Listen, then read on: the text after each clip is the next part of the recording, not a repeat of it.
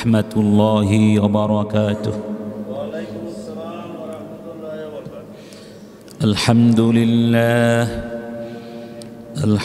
لله رب العالمين والعاقبة للمتقين والصلاة والسلام على سيد المرسلين نبينا محمد وعلى آله وصحبه أجمعين.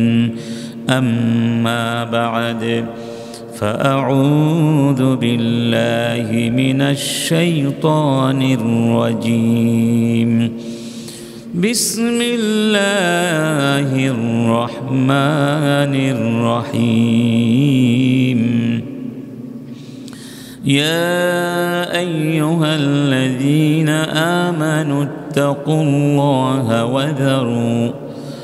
وذروا ما بقي من الربا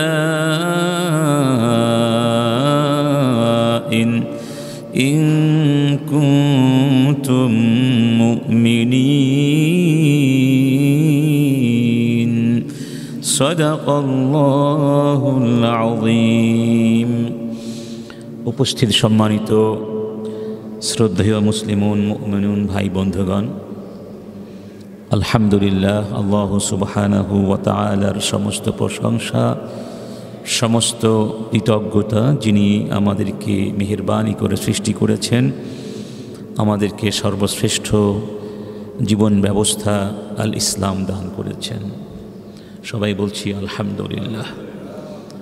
আল্লাহ সুবহানাহু ওয়া তাআলা আমাদের জন্য যেই জীবন ব্যবস্থা পছন্দ করেছেন, দিয়েছেন, এর সবটুকুই হচ্ছে সত্য এবং ন্যায় বিচার। কোথাও মিথ্যে নেই, অন্যায় নেই, অনাচার নেই। এই শিক্ষার ভিতরে, ইসলামের অর্থাৎ আল্লাহর দেয়া ধর্মের ভেতরে, জীবন বিধানের ভেতরে অন্য মানুষের হক নষ্ট করবার কোনো সুযোগ নেই। কাউকে বিন্দু পরিমাণ জুলুম করবার কোনো পথ এখানে উন্মুক্ত রাখা হয়নি। বরং যেখানেই এই ধরনের অন্যায়, অনাচার, কদাচার তথা অন্যের অধিকার ক্ষুণ্ণ করার, অন্যকে অন্যায়ভাবে ব্যবহার করবার, জুলুম করবার সুযোগ সৃষ্টি হওয়ার সম্ভাবনা থাকে বা আছে, সেখানে ইসলাম এসে কী করেছে? প্রতিবন্ধকতা সৃষ্টি করেছে এবং সকলের জন্য ন্যায় বিচারের গ্যারান্টি, নিশ্চয়তা দিয়েছে। এটা জীবনে যে কোনো ক্ষেত্রেই হতে পারে। মানুষ মানুষকে যে কোনো ক্ষেত্রেই জুলুম করতে পারে। এই ক্ষেত্রগুলোর মধ্য থেকে সবচেয়ে গুরুত্বপূর্ণ একটি ক্ষেত্র হচ্ছে অর্থনৈতিক বিষয়। অর্থনৈতিকভাবেও যেন কেউ কাউকে বিন্দুমাত্র শোষণ করতে না পারে, জুলুম করতে না পারে, সেই জন্য শোষণের সব পথ ইসলাম বন্ধ করে দিয়েছে। আর এগুলোর মধ্য থেকে একটির নাম হচ্ছে সুদ। কী নাম? সুদ হচ্ছে অর্থনৈতিক শোষণের সবচেয়ে ভয়ানক হাতিয়ার। আধুনিক পৃথিবীর ভাষায় বলতে পারেন এটি জঘন্যতম অর্থ সন্ত্রাস। অর্থ সন্ত্রাস। এই জন্য আল্লাহ পাক সুদকে হারাম করেছেন। এই ব্যাপারে আমরা গত সপ্তাহে আলোচনা করেছিলাম সুদ কীভাবে হারাম করা হয়েছে। আজকে আমরা বিস্তারিত আলোচনা করব আরেকটি পয়েন্ট, সেটি হচ্ছে উকুবাতু আকিলির রিবা। যারা সুদ খাবে অথবা সুদের সাথে যারা সম্পৃক্ত থাকবে, তাদের জন্য কোরআন এবং সুন্নায় কি কি শাস্তি এবং ভয়ানক পরিণামের কথা বলা হয়েছে, সেই ভয়ানক পরিণামগুলো আমরা একটি একটি করে আলোচনা করব ইনশাআল্লাহ। সুদের সবচেয়ে ভয়ানক এবং জঘন্য একটি পরিণাম হল ইন্না আকিলার রিবা মুহারিবুন লিল্লাহ। সুদ হচ্ছে সরাসরি আল্লাহর সাথে যুদ্ধ করার নামান্তর, যুদ্ধ করার নামান্তর। আমরা যারা মুসলিম, আমাদের উপরে জিহাদকে ফরজ করে দেওয়া হয়েছে। কোনো কোনো অবস্থায় জিহাদ করা কি ফরজ, অর্থাৎ শত্রুদের সাথে রণক্ষেত্রে যুদ্ধের ময়দানে অবতীর্ণ হওয়া ফরজ করে দেওয়া হয়েছে। এই জিহাদ কেন করব আমরা? আল্লাহর বিরুদ্ধে যারা দাঁড়িয়েছে, ইসলামের বিরুদ্ধে যারা দাঁড়িয়েছে, তাদেরই বিরুদ্ধে আমরা যুদ্ধ করবো, ঠিক না? কিন্তু যারা সুদ খায় তারা যুদ্ধ করে আল্লাহর বিরুদ্ধে, না শুনে নাউজুবিল্লাহ। আল্লাহর বিরুদ্ধে যারা যুদ্ধে অবতীর্ণ হয় তাদের জন্য কি কোনো সুসংবাদ থাকে? দুনিয়াতেও নেই, পরকালেও নেই। মানে এটা কত ভয়ানক একটি বিষয়, এটা বুঝাবার জন্য আল্লাহ পাক এভাবে বলছেন, ইয়া আইয়ুহাল্লাযীনা আমানুত্তাকুল্লাহ, ঈমানদারগণ আল্লাহ সুবহানাহু ওয়া তাআলাকে ভয় করো। ওয়াযারু মা বাকিয়া মিনার রিবা ইন কুনতুম মুমিনিন, এখনো যদি সুদের সাথে তোমাদের সামান্য পরিমাণ সংশ্লিষ্টতা থেকে থাকে, সুদি কারবার তোমরা আগে করেছ, সেই কারবার থেকে এখনো যদি পরিপূর্ণভাবে মুক্ত না হয়ে থাকো, কিছু অবশিষ্ট তলানি এখনো যদি থেকে থাকে, এই আদেশ আসার পরে আর কোনো রকম সংশ্লিষ্টতা সম্পর্ক সুদের সঙ্গে তোমরা রাখতে পারবে না যদি তোমরা ঈমানদার হয়ে থাকো। ফাইল্লাম তাফআলু, এই নির্দেশ যদি লঙ্ঘন করেছ, অমান্য করছো, অমান্য করবে, ফাআযানু বিহারবিম মিনাল্লাহি ওয়া রাসূলিহি, তাহলে জেনে রেখো আল্লাহ এবং রাসূল তোমাদের বিরুদ্ধে যুদ্ধ ঘোষণা করে দিয়েছেন। তোমাদের অপকর্মের কারণে তোমরা মূলত আল্লাহর সঙ্গে যুদ্ধে, রাসূলের সঙ্গে, আল্লাহ এবং রাসূলের বিরুদ্ধে অন্যায়ের পক্ষে যুদ্ধে অবতীর্ণ হয়েছ। আস্তাগফিরুল্লাহ, আমার মনে হয় এর চেয়ে ভয়ানক অপরাধ পৃথিবীতে থাকতে। ইবনে আব্বাস রাদিয়াল্লাহু আনহুমা তিনি বলছেন, ইউকালু ইয়াউমাল কিয়ামাতি লিআকিলির রিবা খুয সিলাহাকা লিল হারব। কোরআনুল কারীমের যারা তাফসীর বা ব্যাখ্যা করেছেন তাদের মাথার মুকুট হচ্ছেন ইবনে আব্বাস রাদিয়াল্লাহু আনহুমা। তিনি বলছেন যে কিয়ামতের দিন সুদখোরকে বলা হবে খুদ সিলাহাকা, তুমি তোমার অস্ত্র ধারণ করো, লিল হারব, আল্লাহর সঙ্গে যুদ্ধ করার জন্য প্রস্তুত হও। মানে তুমি না দুনিয়ায় সুদ খেয়েছিলে, আল্লাহর সঙ্গে যুদ্ধ করেছিলে, এখন অস্ত্রপাতি নিয়ে প্রস্তুত হও আল্লাহর সঙ্গে যুদ্ধ করার জন্য, দেখি তোমার কত ক্ষমতা আছে। ইন্না লিল্লাহি, বলুন এরপরও কি কোনো মুসলমান সুদ খেতে পারে, সুদ দিতে পারে? সুদ আর সুদি কারবার করার কল্পনাও তো তার মাথায় আসা উচিত নয়। কত ভয়ানক বিষয়।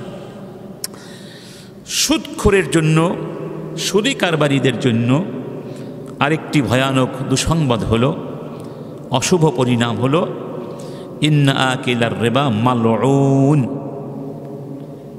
সুদখোর অভিশপ্ত। সুদখোর কি? কিছু অপরাধ আছে যে অপরাধগুলো করলে আল্লাহর পক্ষ থেকে ওই অপরাধের উপরে লাআনাত, লাআনাত মানে অভিশাপ বর্ষিত হয়। লাআনাত জিনিসটি কি? আল্লাআনাতু হিয়া আত-তারদু মির রাহমাতিল্লাহ, আল্লাহ সুবহানাহু ওয়া তাআলার রহমত থেকে বিতাড়িত করে দেওয়ার নাম হচ্ছে লাআনা, অভিশাপ। আর যেই ব্যক্তিকে আল্লাহর রহমত থেকে বিতাড়িত করে দেওয়া হয়, বের করে দেওয়া হয়, রহমত তুলে নেওয়া হয়, সেই ব্যক্তির মধ্যে কোনো কল্যাণ থাকতে পারে এবং তার সফলতার কোনো সুযোগ পৃথিবীতেও নাই, পরকালেও নেই। আল্লাহর রহমত ছাড়া কি কোনো কিছু করার সুযোগ আছে আমাদের? নেই। রাসূল কারীম সাল্লাল্লাহু আলাইহি ওয়াসাল্লাম বলছেন, লাআনা রাসূলুল্লাহি আকিলার রিবা ওয়া মুকিলাহু ওয়া শাহিদাইহি। আবার বলছি, আন জাবিরিন রাদিয়াল্লাহু আনহু, তিনি বলছেন, জাবের বলছেন, লাআনা রাসূলুল্লাহ, যে রাসূলুল্লাহ সাল্লাল্লাহু আলাইহি ওয়াসাল্লাম লাআনাত করেছেন আকিলার রিবা, ওই ব্যক্তিকে যেই ব্যক্তি সুদ খায়, ওয়া মুকিলাহু, এবং যে সুদ দেয়, ওয়া কাতিবাহু, যে সুদি কারবার লিখে রাখে ও শাহেদাইহি, এবং যেই দুজন ব্যক্তি সুদি কারবারের সাক্ষী হয়। অতএব আমাদের অনেকের মনের মধ্যে এরকম ভুল ধারণা থাকতেও পারে যে সুদ মনে হয় যারা দেয় অথবা যারা খায় তারাই মনে হয় অভিশপ্ত, যারা খায়, তবে যারা দেয় তারা অভিশপ্ত নয়। এই ধারণা এই হাদিস থেকে কী হয়েছে, স্পষ্ট হয়ে গেছে এই ধারণা সঠিক নয়। বরং এরপরে রাসূল কারীম বলছেন হুম সাওয়াউন, তারা সবাই কি সমান সমান। রাওয়াহু মুসলিম। অন্য রিওয়ায়াতে বলা হয়েছে, যেটি আবু সাঈদ আল খুদরি রিওয়ায়াত করেছেন, আল আখিযু ওয়াল মুউতি সাওয়াউন ফির রিবা। আল আখিয, আখিয মানে যিনি গ্রহণ করেন বা যে গ্রহণ করে, ওয়াল মুউতি যে দেয়। রাসূল কারীম বলছেন যে দেয় এবং যে গ্রহণ করে সাওয়াউন, সমান সমান ফির রিবা, সুদের প্রশ্নে। ইবনে বাত্তাল একজন অন্যতম হাদিস বিশারদ, তিনি বলছেন সাওয়ান নবী সাল্লাল্লাহু আলাইহি ওয়াসাল্লাম বাইনা আকিলার রিবা ওয়া মুকিলাহু ফিন নাহয়ি তা'যীমান লিইসমিহি কামা সাওয়া বাইনার রাইশি ওয়াল মুরতাশি। এই হাদিসের ভিতরে রাসূল যারা সুদ খায় এবং সুদ দেয় এই সবাইকে সমান সমান বলেছেন। কেন? এই অপরাধের ভয়াবহতা বোঝাবার জন্যে। ঠিক যেভাবে রাসূল ঘুষের ক্ষেত্রেও এই কাজটি করেছেন, যেই ব্যক্তি ঘুষ দেয় এবং যেই ব্যক্তি ঘুষ খায়, তাহলে গ্রহীতা এবং দাতা ঘুষ আদান প্রদানের ক্ষেত্রে দুজনকেও কিন্তু সমান বলেছেন। দুজনই অপরাধী, কি সমান অপরাধে অপরাধী। কেন? এই অপরাধ কোনো মামুলি অপরাধ নয়, এটা যাতে করে আমরা অনুধাবন করতে পারি। 10 প্রকার মানুষকে রাসূলুল্লাহ সাল্লাল্লাহু আলাইহি ওয়াসাল্লাম লাআনাত করেছেন। মনে রাখতে হবে, রাসূল হচ্ছেন রহমাতুল লিল আলামিন, তিনি রহমতের নবী। রহমতের নবী কি সাধারণ কোনো ব্যাপারে লাআনাত করতে পারেন? তিনি লাআনাত করেছেন, তার মানে বুঝতে পারছেন যে এই অপরাধগুলো এমন অপরাধ যে তাদেরকে রাসূল স্বয়ং লাআনাত না করে পারেননি, বরং এই মানুষগুলোকে লাআনাত করা হচ্ছে অন্য সৃষ্টির জন্য রহমত। আলী ইবনে আবি তালেব বলছেন লাআনা রাসূলুল্লাহি 10, রাসূল 10 প্রকার মানুষকে অভিশাপ দিয়েছেন। আকেলার রিবা, 1 নম্বর সুদখোরকে, ওয়া মুকিলাহু যারা সুদ দেয়, ওয়া কাতিবাহু যারা সুদ লিখে রাখে, ওয়া শাহিদাইহি যারা দুজন সাক্ষী থাকে, ওয়াল হাল্লু ওয়াল মুহাল্লাল্লাহু। হাল এবং মুহাল্লাল্লাহু হলো, এটিকে আমরা আমাদের দেশে বলি হিল্লা বিয়ে, বলে না? হিল্লা বিয়ে মানে কেউ স্ত্রীকে 3 তালাক দিয়েছে বা যে কোনো কারণে স্ত্রী তালাকপ্রাপ্ত হয়ে এমন অবস্থা চলে গেছে যে স্ত্রীকে ফিরিয়ে আনার কোনো সুযোগ নেই অন্যত্র বিবাহ ছাড়া। আছে না অবস্থা? যেমন ধরুন, স্ত্রীকে 3 তালাক দেওয়ার পরে যদি এই মহিলা তার ইদ্দাত শেষ করে ফেলে, তাহলে কোনো অবস্থাতেই এই স্বামী তাকে আর ফিরিয়ে আনতে পারবে না, কোনো সুযোগ নেই, একটা সুযোগ ছাড়া। সেটি কি? ওই মহিলাকে যদি কেউ বিয়ে করে স্বাভাবিকভাবে, এবং হতে পারে সেই ঘরেও বনি বনান হয়নি, পরবর্তীতে ওই স্বামী হয়তো তাকে তালাক দিতে পারে, এরপরে আগের স্বামী তাকে বিয়ে করে নিতে পারেন, একটা সুযোগ আছে। এটা অনেক লেন্দি প্রসেস হতে পারে, আবার নাও হতে পারে। এখন যদি কেউ কৌশল করে কাউকে ভাড়া করে যে আমি তোমাকে 1 লক্ষ টাকা দিব বা এই পরিমাণ টাকা দিব, শর্ত হচ্ছে তুমি আমার স্ত্রীকে বিয়ে করবে, তারপরে তালাক দিবে, আমি তাকে বিয়ে করে নিব। এই যে কৌশলে প্রথম স্বামীর জন্য স্ত্রীকে হালাল করে দেয়া, এটিকে বলা হয় তাহলিল। কি বলা হয়? নিকাহুত তাহলিল। তো যেই ব্যক্তির জন্য হালাল করা হয় এবং যেই ব্যক্তি এই প্রসেসে হালাল করে, এই দুজনকেই লানাত করেছেন। স্পষ্ট কথা। ওয়ামানে আস-সাদাকা, এবং যারা জাকাত দিতে অস্বীকৃতি জ্ঞাপন করে, জাকাত দেয় না, তাদের উপরে আল্লাহর লানাত বর্ষিত হবে এবং লানাতের বদদোয়া স্বয়ং রসুল নিজে করেছেন, নাউজুবিল্লাহ। ওয়াল ওয়াসিমা ওয়াল মুস্তাউসামা, আর বাকি দুইজন, যেই লোক বা যেই মহিলা ওয়াসম উল্কি আঁকে, কি আঁকে? উল্কি আঁকে, শরীরে যারা উল্কি আঁকে, তা যার শরীরে উল্কি আঁকা হয় এবং যে উল্কি করে, এ দুজনকেই লানাত করেছেন, নাউজুবিল্লাহি মিন যালিক। তো এই 10 জনের মধ্যে বেশিরভাগ কারা? যারা সুদের সাথে সম্পৃক্ত। এই 10 জনকে রাসূল লানাত করেছেন। ইন্না লিল্লাহি ওয়া ইন্না ইলাইহি রাজিউন। সুদের আরেকটি ভয়ানক পরিণাম হলো ইন্না আকিলার রিবা মুতাশাব্বাহুন বিল ইয়াহুদ মুতাশাব্বিহুন বিল ইয়াহুদ ওয়াল হিদমান মিনাত তাইয়্যিবাত। সুদখোরকে বা সুদী কারবারিদেরকে আল্লাহ পাক তৈয়্যিবাত থেকে মাহরুম করে দিবেন। তৈয়্যিবাত মানে উৎকৃষ্ট জিনিস, উৎকৃষ্ট খাবার, উৎকৃষ্ট রিজিক থেকে আল্লাহ পাক তাদেরকে বঞ্চিত করবেন, দেবেন না। এবং তারা ইহুদিদের সঙ্গে সামঞ্জস্যপূর্ণ হওয়ার কারণে ইহুদিদের মধ্যে গণ্য হয়ে যাবে, যদি হালাল মনে করে থাকে। কারণ সুদের প্রবর্তন কারা ঘটিয়েছে পৃথিবীর বুকে? ইহুদিরা। তাহলে যারা সুদের কারবার করে তাদের সাথে সামঞ্জস্য কাদের হয়ে গেল? ইহুদিদের হয়ে গেল। আমি মনে করি কোনো ব্যক্তি মুসলিম হয়ে ইহুদিদের সাথে সামঞ্জস্য রাখতে পারে না, পারে না।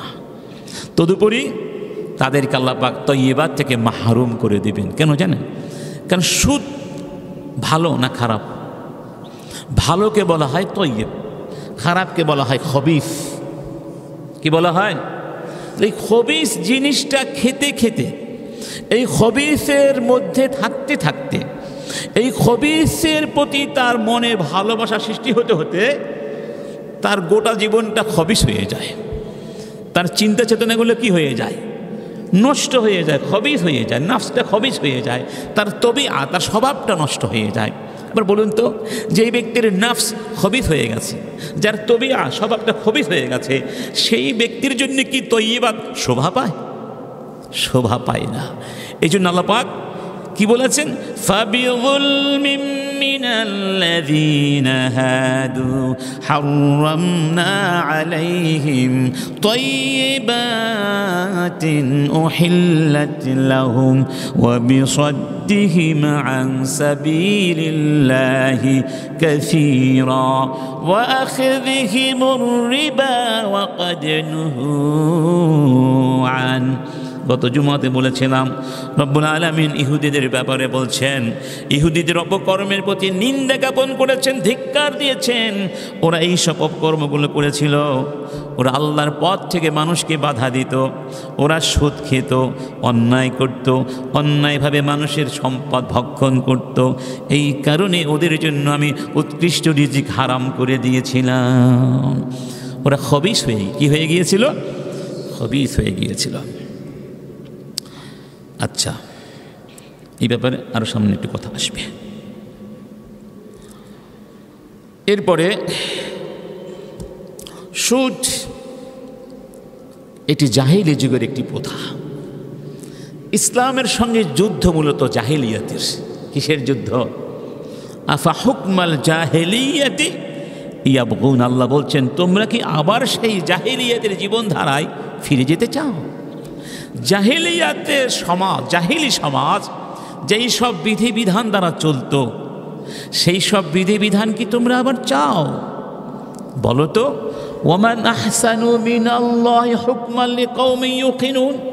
যারা আমাকে বিশ্বাস করে তাদের জন্য কি আল্লাহর চেয়ে উৎকৃষ্ট বিধানদাতা কেউ হতে পারে? হতে পারে না। ইসলাম পৃথিবীতে কেন এসেছিল? মূলত জাহিলিয়াতকে উৎখাত করার জন্য। সেই জাহেলিয়াত তো ইসলামের মধ্যে থাকতে পারে না। রাত আর দিন, সত্য মিথ্যা, আলো আধার একসাথে চলতে পারে কি? পারে না। তো রিবা হচ্ছে, সুদ হচ্ছে জাহিলিয়াত। এই জাহিলিয়াত মুসলমানদের সমাজে থাকতে পারে না। যদি থাকে সেটা হবে জাহিলি সমাজ। আর যেই ব্যক্তি সুদ খাবে সে হবে জাহিলি মানুষ, জাহিলি যুগের ওই কাফেরদের সাথে সামঞ্জস্যপূর্ণ ব্যক্তি। এজন্য বিশ্বনবী মুহাম্মাদুন সাল্লাল্লাহু আলাইহি ওয়াসাল্লাম বিদায় হজের ভাষণে কি বলেছিলেন? ওয়াজিবাল জাহিলিয়াতি মাওদু' ওয়া আউয়ালু রিবা আদাউ রিবানা রিবা আব্বাস ইবনে আব্দুল মুত্তালিব ফাইন্নাহু মাওদুউন কুল্লুহু। রাসূল বলেছিলেন জাহিলি যুগে যে রিবা সুদ প্রথা ছিল, সেই সুদ প্রথাকে আমি চিরদিনের জন্য সর্বাত্মকভাবে বাতিল বলে ঘোষণা করলাম। এবং প্রথম যার সুদী কারবারকে আমি বাতিল বলে ঘোষণা করছি তিনি হলেন আমার আপন চাচা আব্বাস বিন আব্দুল মুত্তালিবের সুদী কারবার। নিজেকে দিয়ে শুরু করেছেন যাতে করে কেউ বলতে না পারে আপনার চাচাই তো সুদ খায়, আপনি এত বড় বড় কথা বলছেন কেন? তাহলে নিজেকে দিয়ে আমল শুরু করেছেন। বললেন রেবা না, আমাদের রেবা। চাচা তো আমাদের অন্তর্ভুক্ত, আমাদের রেবা, আমার চাচার সুদকে আমি প্রথম বাতিল ঘোষণা করে দিলাম। সুবহানাল্লাহ। এটাই তো আশা হওয়া উচিত আমাদের প্রত্যেকের আমল। আগে নিজেকে দিয়ে শুরু করব, এরপরে অন্যকে আহ্বান করব, তাহলে সেটা শোভা পাবে, সুন্দর দেখাবে। সত্য না মিথ্যা? এখন জাহিলিয়াতের সাথে কেউ কি আমরা থাকতে চাই? অতএব সুদ থেকে মুক্ত হতেই হবে। আরেকটি ভয়ানক পরিণাম হলো সুদের কারবার যারা করবে তাদের আমল বরবাদ হয়ে যাওয়ার সম্ভাবনা আছে। যেমন একজন মহিলা আমাদের মা সাইয়েদা আয়েশার কাছে এসে একটি ক্রয় বিক্রয়ের কথা বলেছিলেন এবং এটি ঘটিয়েছিলেন তিনি যায়েদ বিন আরকামের সাথে। যায়েদ বিন আরকামের সাথে একটা ক্রয় বিক্রয় করেছিলেন, যেই ক্রয় বিক্রয়টি শরীয়তের মানদণ্ডে সঠিক ছিল না, এটা সুদের পর্যায়ভুক্ত ছিল। তারা এটা বুঝতে পারেন নাই। কিছু কিছু মাসআলা আছে না, কঠিন সূক্ষ্ম, সবসময় অনেকে বোঝে না, এরকম পর্যায়ের একটা মাসআলা ছিল। এই জন্য তিনি জানতে চেয়েছেন মা আয়েশার কাছে এটা ঠিক হয়েছে কি না, এরকম একটা কাজ তো করে ফেলেছি। তখন আমাদের মা বলেছিলেন ইন্না জিহাদাহু বি'সা মাশতারাইতি ওয়া বি'সা মা শারাইতি, বি'সা মাশতারাইতি ওয়া বি'সা মা শারাইতি, ইন্না জিহাদাহু মা রাসূলিল্লাহ ক্বাদ বাতাল ইল্লা আইয়াতুবা। তুমি যায়েদ বিন আরকামকে বলে দিও রাসূলের সঙ্গে তিনি যত জিহাদ করেছেন তার সমস্ত জিহাদ বাতিল হয়ে যাবে যদি তাওবা না করে। খেয়াল করুন, নামাজের কথা বলেন নাই, সিয়ামের কথা বলেন নাই, কিসের কথা বলেছেন? জিহাদের কথা বলেছেন। সাহাবী তার সব জিহাদ বাতিল হয়ে যাবে, থাওয়াব পাবে না, সমস্ত থাওয়াব বরবাদ হয়ে যাবে যদি তাওবা। যাও এক্ষণে গিয়ে বলো, যায়েদকে বলো তাওবা করতে এবং এই ক্রয় বিক্রয় বাতিল ঘোষণা করতে। কারণ কি, একটু আগে বললাম না, জিহাদ হচ্ছে আদ-দিফা আনিল্লাহ। তারা জিহাদ করেছেন আল্লাহর বিরুদ্ধে, যারা দাঁড়িয়েছেন তাদের বিরুদ্ধে। আর এই বিষয়টি উল্টো হয়ে গেছে, যেন সে স্বয়ং আল্লাহর বিরুদ্ধে দাঁড়িয়েছে। তাহলে এই জিহাদ মানে এই যুদ্ধটা ওই যুদ্ধের বিপরীত হয়ে গেছে। যে কারণে এই যুদ্ধের কারণে আল্লাহর বিরুদ্ধে যারা সুদ খাবে আল্লাহর বিরুদ্ধে যুদ্ধ করছে। এই যুদ্ধের কারণে রাসূলের সঙ্গে যত যুদ্ধ করেছিল কাফেরদের বিরুদ্ধে, অন্যায়ের বিরুদ্ধে, সব জিহাদের সওয়াব বরবাদ হয়ে যাবে। ইন্না লিল্লাহি।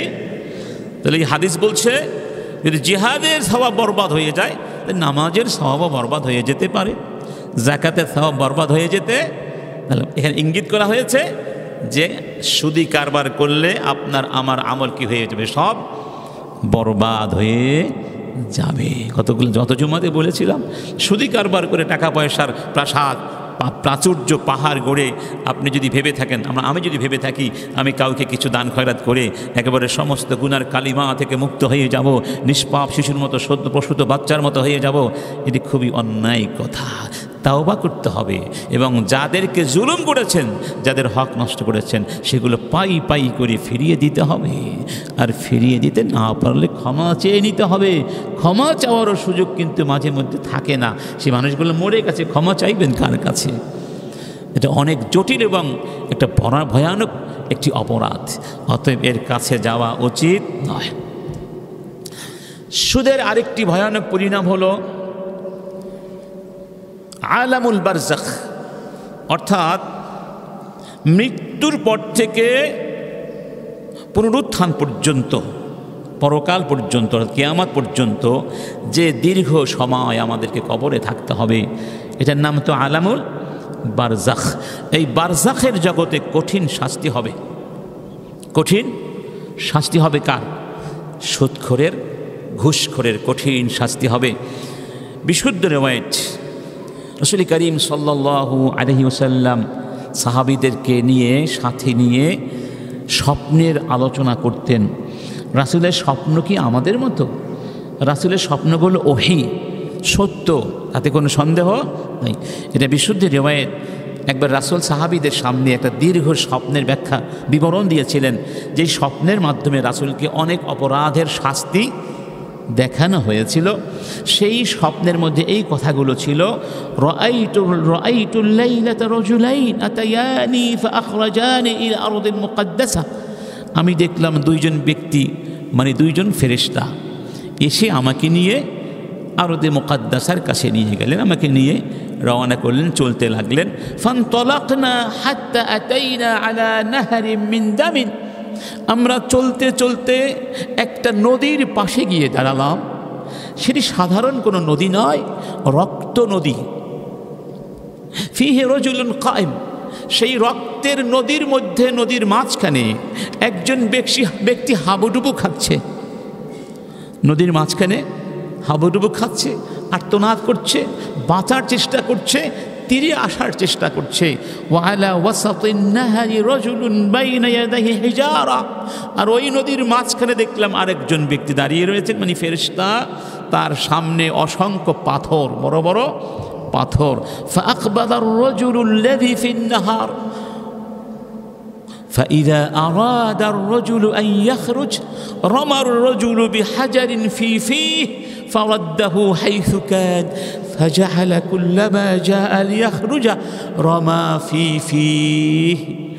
ওই সমুদ্রের বা সাগরের, অর্থাৎ রক্ত নদীর মাঝে ডুবন্ত ব্যক্তি বাঁচার জন্য যতবার কিনারায় আসার চেষ্টা করছেন, ওই ফেরেশতা যার সামনে পাথর আছে, তিনি পাথর ছুঁড়ে মারছেন ওই অপরাধীর দিকে, এবং এই পাথরটা গিয়ে তার মুখের মধ্যে ঢুকে যাচ্ছে। আবার সে সাগরের মধ্যে বা রক্ত নদীর মধ্যে ডুবে যাচ্ছে, আবার বাঁচার চেষ্টা করছে। যতবার বাঁচার চেষ্টা করছে, কিনারায় আসার চেষ্টা করছে, ততবার এই ফেরেশতা তাকে পাথর ধরে ছুঁড়ে মারছেন, এবং ওই ব্যক্তির উপর্যুপরি শাস্তি অব্যাহতই আছে। তো রাসূল করিম জিজ্ঞেস করেছিলেন, মা হাদা, এই ব্যক্তির অপরাধ কি ছিল, কেন তাকে শাস্তি দেয়া হচ্ছে?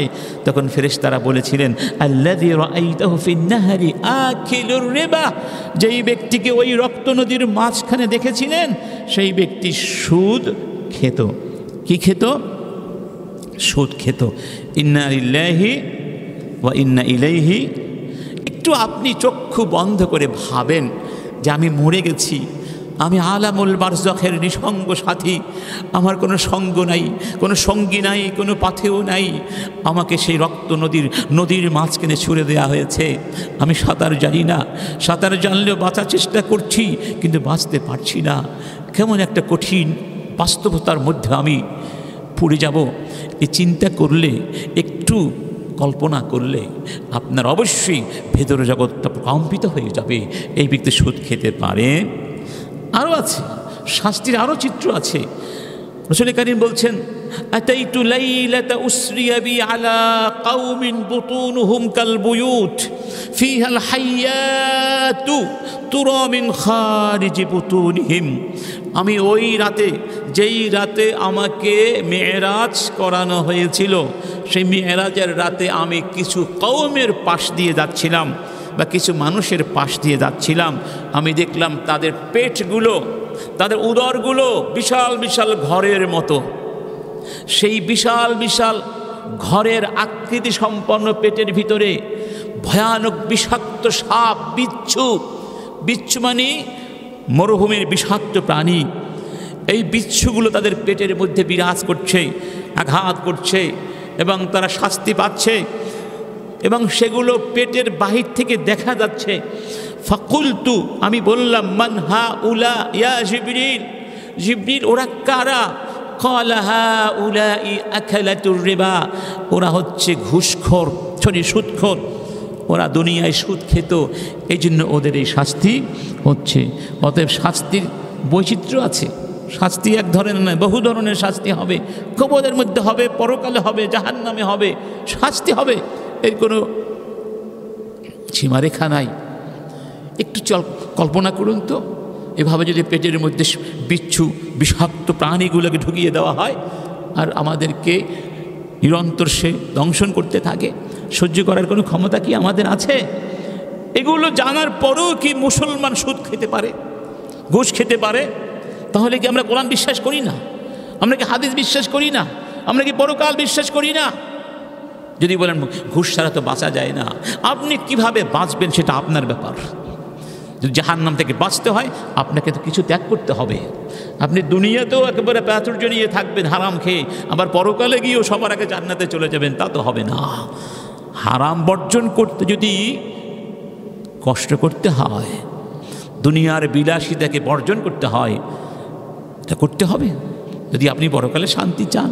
রব্বুল আলামিন বলেছেন, ওয়া ইয়াত্তাকিল্লাহ ইয়াজআল লাহু মাখরাজা, আমাকে যারা সত্যি সত্যি ভয় করবে আমি তাদের মুক্তির পথ বের করে দেব, রিজিকের ব্যবস্থা তো আমি করে দেব, আমি তো কথা দিলাম। তুমি প্রমাণ করো তুমি আমাকে ভয় করছো, আমার ভয়ে সুদ ছেড়েছ, দেখো আমি তোমাকে রিজিক দেই কিনা, দেখো না, আমি তো কথা দিলাম তুমি আমাকে ভয় করলে আমি তোমাকে ফেলে দিব না, আমি তোমার মুক্তির পথ বের করে দেব।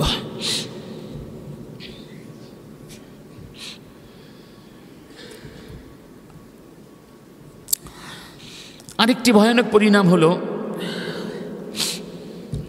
যেটা আগেও বলেছিলাম, সুদখোরকে বা সুদী কারবারিদেরকে কিয়ামতের ময়দানে পাগল বানিয়ে ওঠানো। পাগল, হিতাহিত কোনো জ্ঞান থাকবে না, তারা পাগলের মতো অস্থির হয়ে যাবে, যাদেরকে শয়তান আসর করেছে। ইবনে আব্বাস বলছেন, ইন্না আকিলার রিবা ইউবআসু ইয়াউমাল কিয়ামাতি মাজনুনান ইউখনাক, পাগলামি করা শুরু করবে এবং তাদের শ্বাস রুদ্ধ করে দেওয়া হবে, শ্বাস রুদ্ধ করে দেওয়া হবে, গলা টিপে ধরা হবে। গলা টিপলে কষ্ট হয় না শান্তি লাগে? আল্লাহ পাক বলছেন, আল্লাযীনা ইয়াকুলুনার রিবা লা ইয়াকুমুনা ইল্লা কামা ইয়াকুমুল্লাযী ইয়াতাকাব্বাতুহু শাইতান, শয়তান যাকে আসর করেছে, দুষ্ট জিন যাকে আসর করেছে এবং তার গোটা জীবনটাকে তছনছ করে দিয়েছে, তার বিবেক বুদ্ধিকে সব ধ্বংস করে দিয়েছে, সে কি বলছে বুঝতে পারছে না, সে কোথায় যাচ্ছে বুঝতে পারছে না, উম্মাদের মতো অস্থির হয়ে গেছে। ঠিক এরকম হবে তার অবস্থা।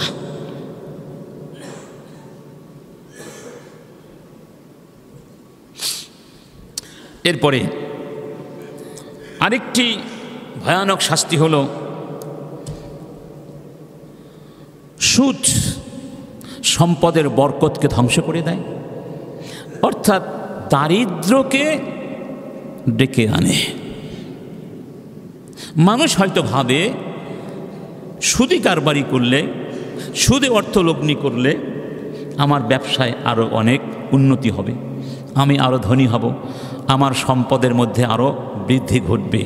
কিন্তু না, সে আসলে দারিদ্র্যের দিকে ছুটছে, সে দারিদ্র্যকে আহ্বান করছে। কারণ এটি আল্লাহর সুন্নাহ, আল্লাহর সুন্নাহকে, আল্লাহর সিস্টেমকে, আল্লাহর ব্যবস্থাপনাকে, আল্লাহর নিয়ম নীতিকে কেউ ধ্বংস করতে পারে।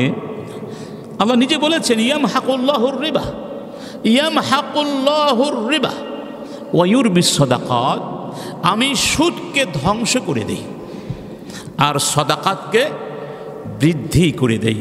এই আয়াতের ব্যাখ্যায় ইবনু কাসির রাহমাহুল্লাহ তিনি বলছেন, ইউখবিরুল্লাহ আন্নাহু ইয়ামহাকুর রিবা। আল্লাহ পাক এখানে বলে দিয়েছেন, আমাদেরকে জানিয়ে দিয়েছেন তিনি সুদকে ধ্বংস করে দিবেন। আইয়ুযহিবুহু, অর্থাৎ সুদকে ধ্বংস করে দিবেন, এটা নিয়ে যাবেন, এটা আর তার কাছে থাকবে না।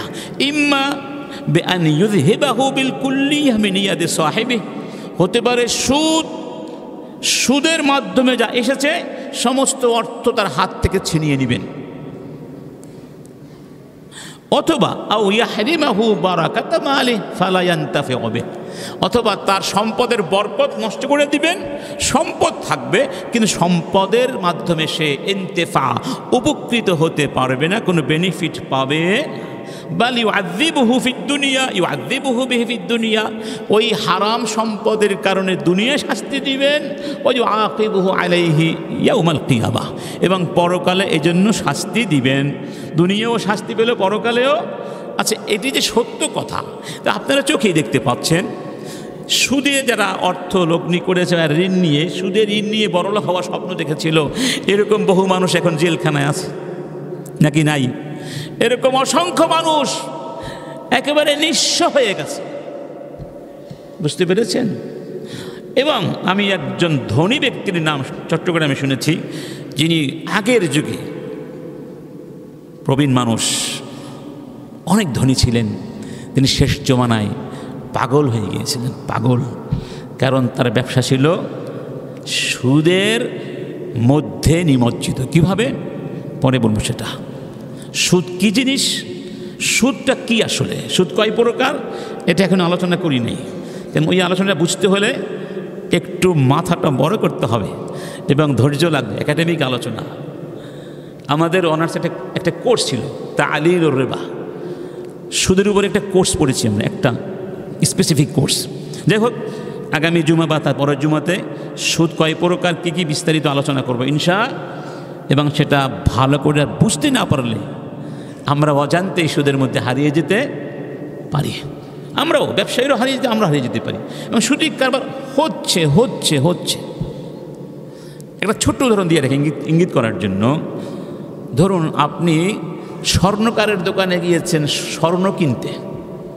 আচ্ছা, আপনার কাছে একটা জিনিস অলংকার পছন্দ হয়েছে, অলংকারের মূল্য 5 লক্ষ টাকা, আপনার কাছে আছে 2.5 লক্ষ টাকা। আপনি বললেন ঠিক আছে, আমি এই টাকাটা দিয়ে গেলাম, মালটা নিয়ে গেলাম, বাকি টাকাটা নেক্সট মান্থে দিব। এরকম কারবার তো অহরহ হচ্ছে, হাজার হাজার হচ্ছে, নারী পুরুষ সবাই করছে। হয়তো আমি অজান্তে করে ফেলেছি, এটা সুদ। কারণ ওখানে এই লেনদেনে হাতে হাতে বিনিময় করতে হবে।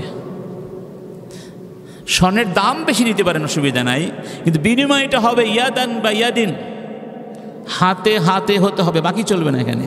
এটা ইসলাম। কেন এটা করা হয়েছে এটা আমরা ব্যাখ্যা করব। এটার উপকারিতা কি, অপকারিতা কি, পরে ব্যাখ্যা করবো ইনশাআল্লাহ। এটা ইঙ্গিত করলাম মাত্র, পরে ব্যাখ্যা করব। আল্লাহ সুবহানাল্লাহ, সুবহানাল্লাহ। তাহলে কি বোঝা গেল? যে যারা সুদ খাবে তারা ধনী হবে না, কি হবে? আচ্ছা, আরেকটা কথা বলুন, টাকা পয়সা থাকলেই মানুষ ধনী হয়? প্রাচুর্যের মালিক, মনটা ছোট। আপনি অনেক কোটিপতি আছে, যদি গিয়ে বলেন ভাই আমরা একটা মসজিদ নির্মাণ করব, আমাদেরকে একটু হেল্প করুন, দেখবেন 1 পয়সাও দিবে না। বলবে কি ঠিক আছে পরের মাসে দেব, আর খবর নাই। সেই ব্যক্তিকে আসলে ধনী না আসলে ফকির? কেন? আল গিনা গিনান নফস। আসল প্রাচুর্য মনের প্রাচুর্য। সুদখোর কখনো ধনী হতে পারে না, কেন সে ধনী হলে সুদ খেতেই পারতো না। কেন? সে অর্থের গোলামিত্ব করছে, সে অর্থকে প্রাধান্য দিয়েছে, আল্লাহর গোলামিত্বকে পদদলিত করেছে। এত কিছু বলার পরও যদি সুদ খায় কেউ, তাহলে বুঝতে হবে সে অর্থের গোলাম, সে আল্লাহর গোলামিত্বকে বর্জন করেছে। সেই ব্যক্তি ধনী হতে পারে না, সে স্বার্থান্ধ হয়ে গেছে। আরেকটি পরিণাম হলো, আচ্ছা, এজন্য রব্বুল আলামিন বলছেন কুল লা ইস্তাবিল খাবিসু ওয়াত তাইয়্যিব। দেখুন, লা ইয়াস্তাবিল খাবিসু ওয়াত তাইয়িবু ওয়ালাউ আ'জাবাকা কাসরাতুল খাবিস। খবিস আর তৈয়ব কোনোদিন এক হতে পারে না, যদিও তোমার কাছে খবিসটাকে ভালো মনে হয়। সুবহানাল্লাহ। দেখুন, আপনি বিয়ে করতে যাবেন, দুইজন মহিলা আপনার সামনে প্রস্তাবনা আসলো, তাদের একজন কি খুবই সুন্দরী ধরুন, আর একজন একটু শ্যামলা, কিন্তু সুন্দরী মহিলা পর্দা করে না, শ্যামলা মহিলা পর্দা করে। তো যে পর্দা করে না সে খবিস, আর যে পর্দা করে সে তৈয়ব।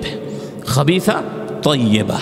এখন আপনার তো ভালো লাগছে ওই সুন্দরীকে, আল্লাহ বোঝাতে চান না ওই খবিসাকে যদিও তোমার ভালো লাগছে, কিন্তু খবিসার মধ্যে কল্যাণ নাই, কল্যাণ আছে তৈয়বার মধ্যে, তার কাছে যাও। সুবহানাল্লাহ। সুদে অর্থলগ্নি করলে তাড়াতাড়ি ধনী হওয়া যায়, আর হালাল ব্যবসা করলে ধনী হতে অনেক সময় লাগবে। তা কি করা যায়? তাড়াতাড়ি ধনী হওয়া দরকার। ভাবছো এখানে অনেক সুযোগ সুবিধা বেশি, আল্লাহ বলছেন না, এই খবিস তোমার পছন্দ হলেও কাছে যেও না, ওটা ভালো নয়।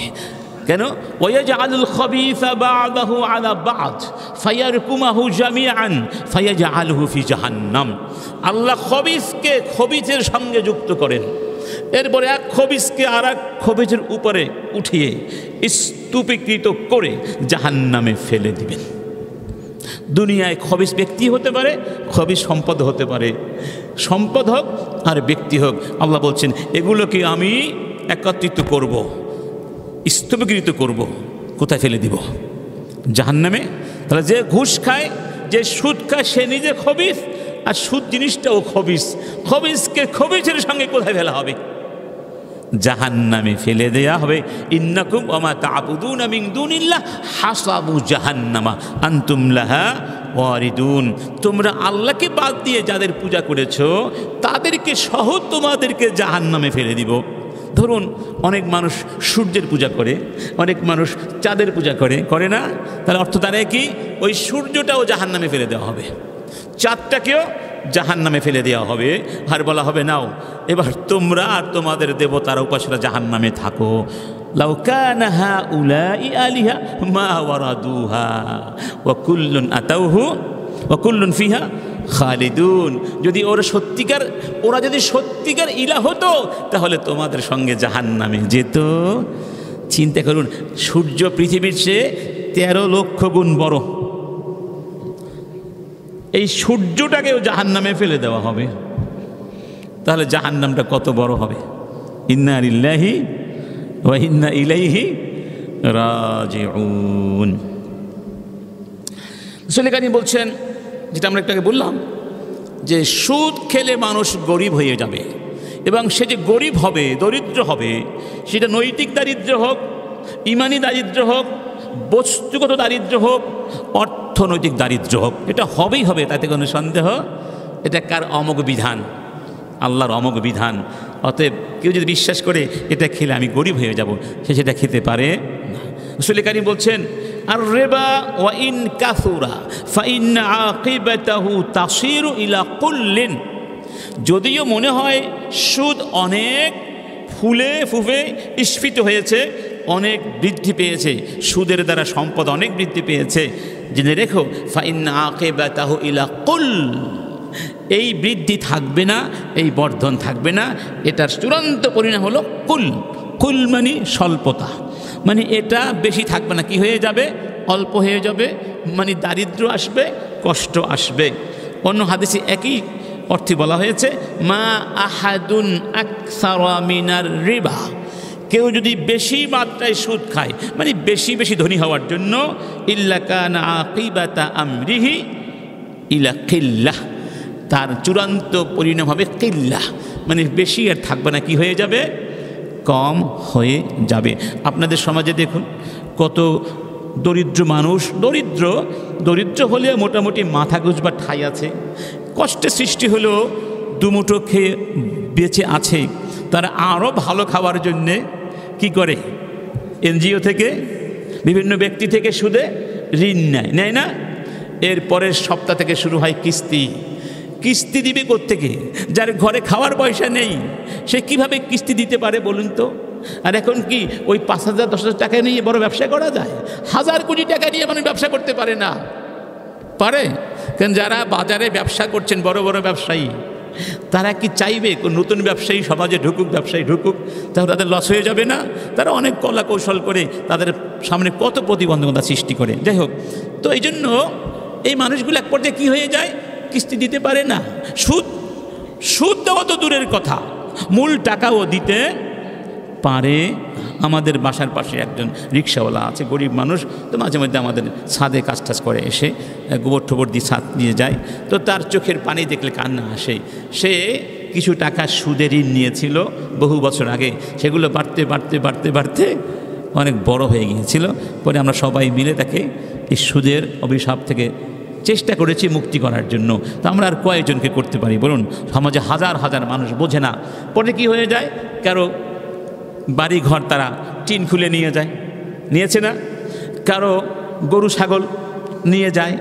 আর যখন কিছু নিতে পারে না, এমন বেশি বিরক্ত করে, কষ্টে আর অপমান সহ্য করতে না পেরে কত মানুষ আত্মহত্যা করেছে। এটা বাংলাদেশেও আছে, ভারতে তো আরও বেশি। ইন্না লিল্লাহি। তাহলে যেই অপরাধের কারণে মানুষ আত্মহত্যা পর্যন্ত করতে বাধ্য হয়, যেই ট্রানজ্যাকশনের কারণে, এটা কি কল্যাণকর না ধ্বংসাত্মক? এটা তো অন্যায়। তো আল্লাহ পাক যে কথা বলেছিলেন সুদ এটা বাড়বে না, সত্য হয়েছে না মিথ্যা হয়েছে? সত্য হয়েছে না মিথ্যা হয়েছে?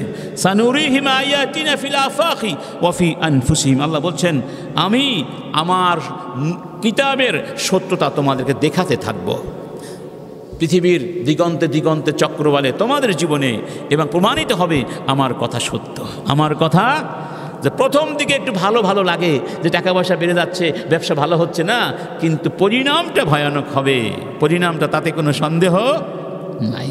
এজন্য আমরা সুদ খাবো না, সুদ দেব না ইনশাআল্লাহ।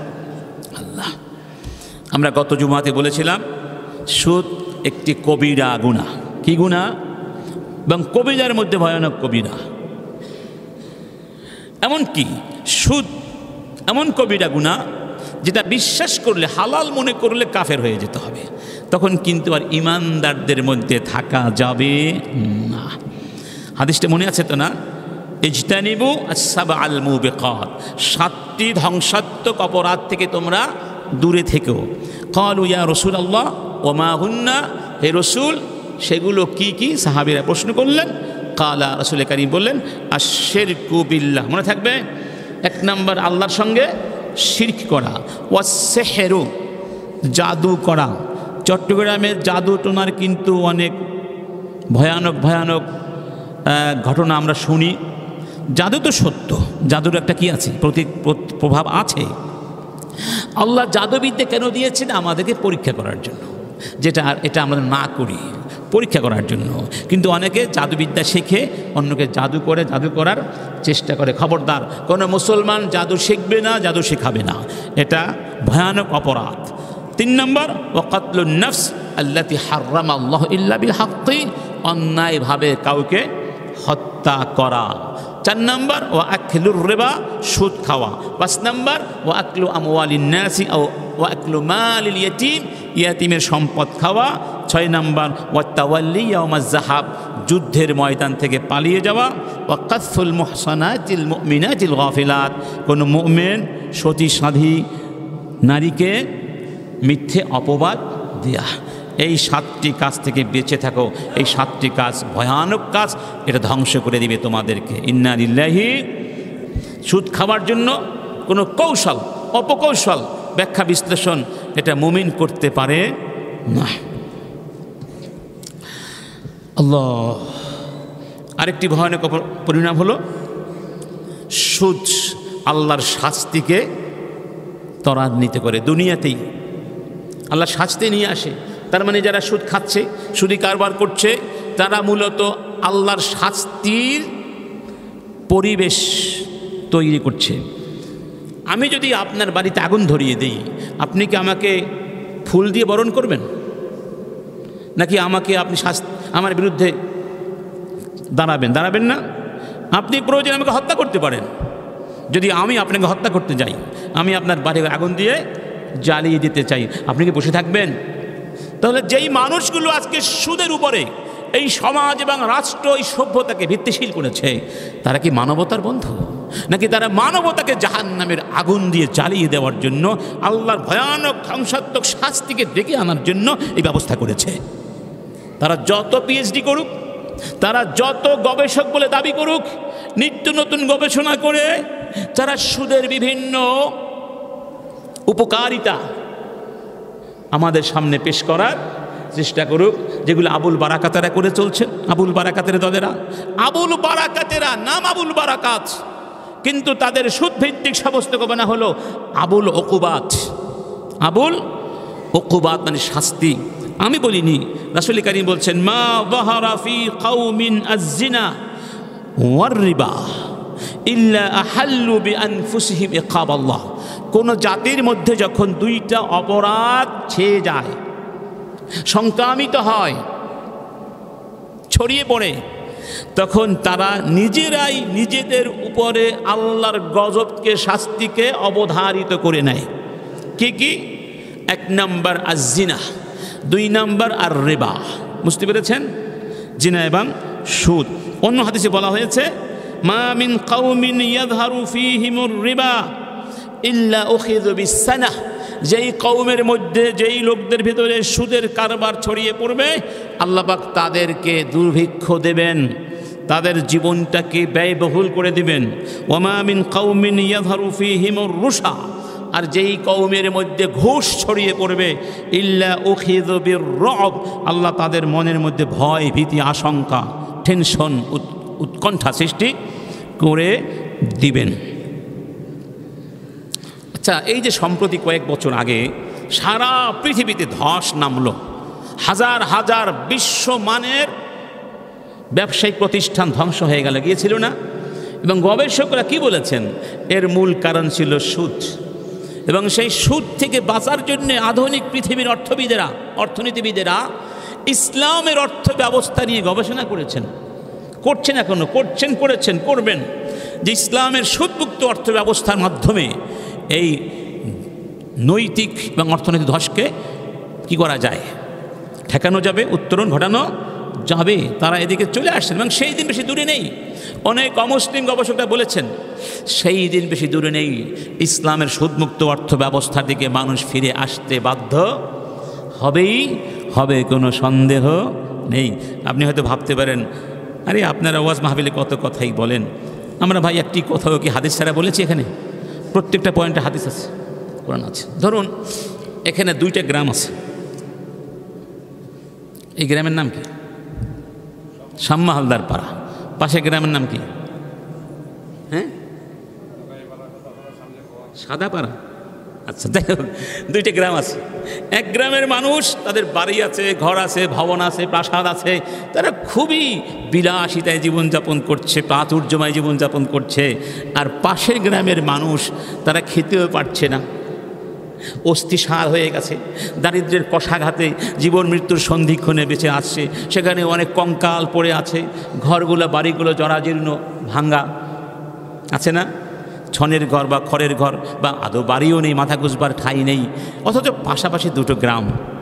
যেই গ্রামটাকে মনে হচ্ছে প্রাচুর্যপূর্ণ, সমৃদ্ধ, সেই গ্রামের মানুষেরা সুদের কারবার করে। আর যেই গ্রামের মানুষগুলো অস্থিসার, তারা সুদ খায় না, তারা সুদ খায় না। এখন আপনি বললেন, দেখেন তো, ওরা সুদের কারবার, সুদ খায় না, এজন্য ওরা না খেয়ে খেয়ে গরিব হয়ে গেছে, বাড়ি নেই, ঘর নেই, পোশাক নেই, খাবার নেই, কিছু নেই। আর এই মানুষগুলো সুদ খেয়ে খেয়ে সমৃদ্ধ হয়েছে। যেমন ধরুন, বর্তমান পৃথিবীর সুদের প্রশ্নের সবচেয়ে সমৃদ্ধ দেশ হলো সুইজারল্যান্ড। সুইজারল্যান্ডের ব্যাংকগুলো সবচেয়ে সমৃদ্ধ। আচ্ছা, আমি আপনাকে বললাম, ভুল বললাম, আপনি আমাকে এই গ্রাম দেখালেন, দেখুন এই গ্রামের লোকেরা সমৃদ্ধ হয়েছে সুদ খেয়ে খেয়ে। এরপরে কি আপনি বলবেন সুদ খাওয়া অন্যায়, সুদ খেলে মানুষ গরিব হয়? এখন কি বলা যায় বলুন তো? কিন্তু আমার চোখে আঙ্গুল দিয়ে দেখিয়ে দিল। আমি বললাম, ভাই মুখতার ভাই আমার সাথে চলুন, ওই গ্রামে চলুন। আপনাকে নিয়ে গেলাম পাশের গ্রামে, বললাম একটু ভালো করে দেখুন তো এই কঙ্কালগুলো, এই যে কঙ্কালগুলো পড়ে আছে ছড়িয়ে ছিটিয়ে, এই কঙ্কালগুলো দেখুন। যে মানুষগুলো বেঁচে আছে মৃত মানুষের মতো অস্থিসার হয়ে, দেখুন তো, বলুন তো এই মানুষগুলো কেন গরিব হয়েছে? বলুন তো এই মানুষগুলো কেন খাবার পাচ্ছে না? বলুন তো এই মানুষগুলোর কেন মাথা গুঁজবার ঠাঁই নাই? বলুন তো এই মানুষগুলো কেন চিকিৎসা পাচ্ছে না, কেন শিক্ষা পাচ্ছে না? অর্থের অভাবে। কারণ হলো ওই যে পাশের গ্রামে নিয়ে গিয়েছিলেন যারা অনেক বড় হয়েছে, তারা এই মানুষগুলোর রক্ত আর মাংস খেয়ে খেয়ে বড় হয়েছে। কথা বুঝতে পেরেছেন? এই মানুষগুলোর রক্ত খেয়ে খেয়ে ওরা বড় হয়েছে। অর্থাৎ এদেরকে তারা সুদের ঋণ দিত, এরা সুদ দিতে পারতো না, তখন এদের বাড়ি ঘর টাকা পয়সা জমি জায়গা নিয়ে এরা বড় বড় বিল্ডিং করেছে। এই হলো সুদের আসল কাহিনী, সুদের আসল। এখন গরিবের রক্ত খেয়ে যারা বড় হয়েছে তারা কি মনে করছেন এই সম্পদের বরকত পাবে? কোনো দিন পাবে না। এই ব্যাপারে আরও ইনশাআল্লাহ আলোচনা আসবে ইনশাআল্লাহ। আজকে তাহলে এখানেই থাক, আগামী জুমাতে আলোচনা চলবে। আলোচনা চলুক, আপনারা চান অন্তত সুদের ব্যাপারে আমাদের মনে কোনো যেন কি না থাকে। আপনাদের কারো কাছে যদি সুদের সাথে সংশ্লিষ্ট কোনো প্রশ্ন থাকে, আল্লাহর ওয়াস্তে বা আল্লাহর ওয়াস্তে আপনারা লিখিতভাবে এখানে জমা দেবেন। আমরা একটা সেশন রাখবো শুধু প্রশ্নের উত্তর দেওয়ার জন্য। কিছু প্রশ্ন আমরা পেয়েছি এবং সেগুলোর উত্তর দরকার আছে। আধুনিক অর্থনৈতিক কর্মকাণ্ডে এগুলো জানার দরকার আছে।